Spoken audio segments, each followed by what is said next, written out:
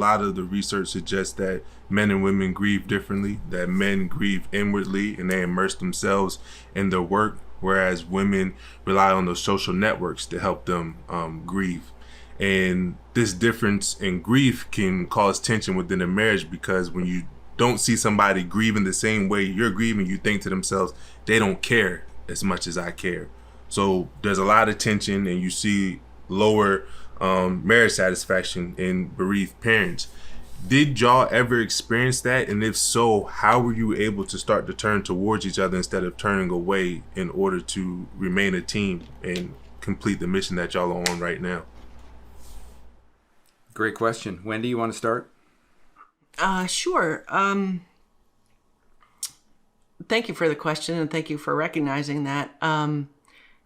I would say that I feel very fortunate that Gavin and I had a really good foundation going into Evan's diagnosis and treatment.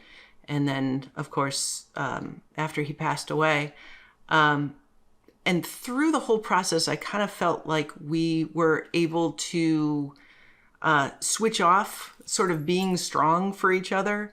And I agree that, women do things socially and, rely on good friends and that sort of thing. And I think Gavin and I were able to do that amongst ourselves too, without kind of more working it into a day-to-day than saying, let's sit down one day a week, every day, and you download everything you're thinking about what we've been through. It's more of a in small bites way of interacting, but it's just I think just being open to each other is super helpful, and realizing that you are individuals. You're not processing this whole thing as a team.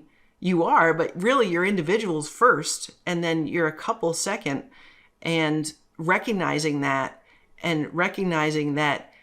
just because I'm having a great week and I can't believe how up I am this week for the first time in a long time kind of thing, doesn't mean my partner is there. So just kind of working with that on a day-to-day basis, and reminding yourself when you're not paying enough attention to your spouse's feelings that day, to check in with them or ask something that might garner a response to let you know what's going on inside of their head for the day. So it's a lot of check-in, I think, but it's an ongoing thing. Wendy, I wanted to follow up with something you just said, because it really resonated with me when you said that there have been moments where you're just having an up, where you're just feeling good. Did it take an adjustment to allow yourself to feel that way? Because I remember when Leah first got diagnosed with cancer, I stayed by her side for the first week. I wouldn't leave the hospital. I wouldn't leave her bedside. One day I decided to go home to just get a change of clothes to get my mind right. And I remember there were people over at my wife's house, and somebody had said a joke in the kitchen, and I started laughing. And 3 seconds into me laughing, I made myself stop. And I started to feel guilty. How can I be laughing? How can I be enjoying myself in this moment when I was just told my daughter had stage 4 cancer?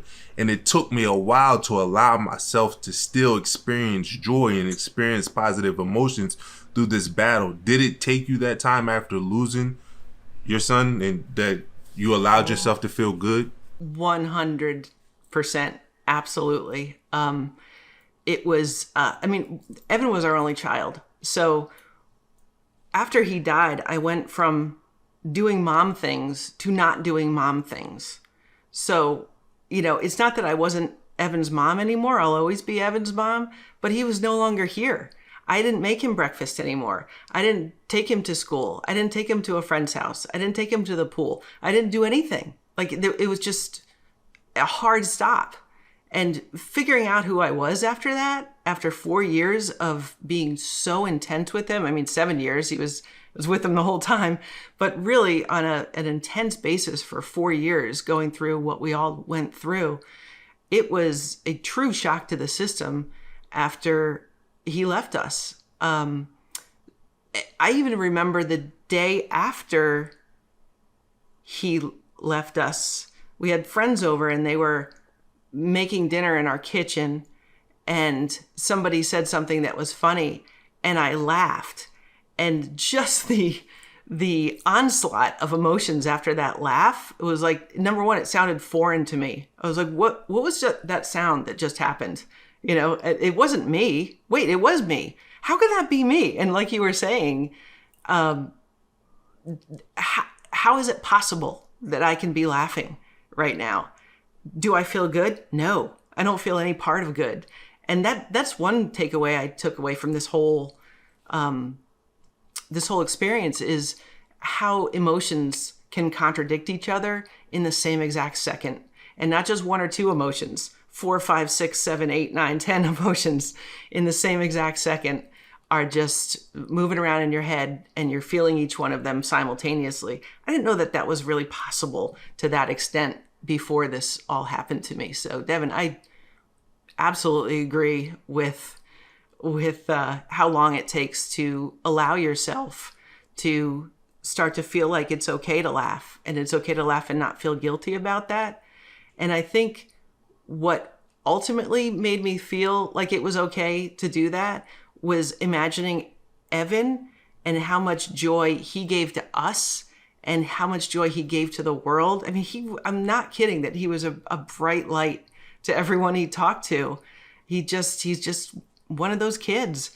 And I thought, I'm gonna let Evan live on in what I do, and how I treat people on a day-to-day basis. So I got inspiration from Evan and who Evan was, to go on and start enjoying things again and seeing other people enjoy things again. And that was kind of a breakthrough for me. I love that. Thank you for being open about that.